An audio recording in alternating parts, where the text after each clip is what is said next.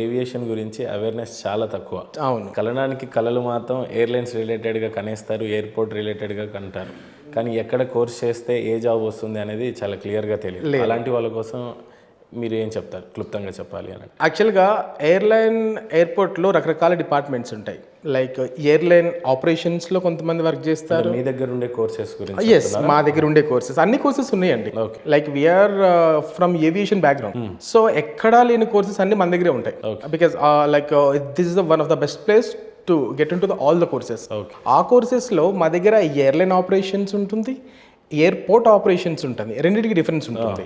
Okay, and air cargo operations, air ticketing and cabin crew, in flight operations. వీటితో పాటు flight dispatcher అని ఉంటుంది, and radio telephonic restricted అని పైలట్స్కి సంబంధించిన ఒకటి ఉంటుంది.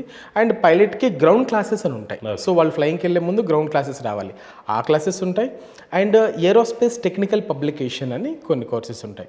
సో ఈ కోర్సెస్ అన్నీ కూడా మన దగ్గర ఉంటాయి. ఇంకా దీంతో పాటు ఎయిర్ క్రాఫ్ట్ మెయింటెనెన్స్ ఇంజనీర్స్కి వాళ్ళకి ఎగ్జామ్స్ ఉంటాయి. ఆ ఎగ్జామ్ ప్రిపరేషన్ కూడా మేము ఏఎంఈ పేపర్స్ అంటాం. ఈ ఏఎంఈ పేపర్స్ కూడా మా దగ్గర వీళ్ళు ట్యూషన్ క్లాసెస్ అనమాట. వీళ్ళకి ఇవన్నీ మేము ప్రొవైడ్ చేస్తాం.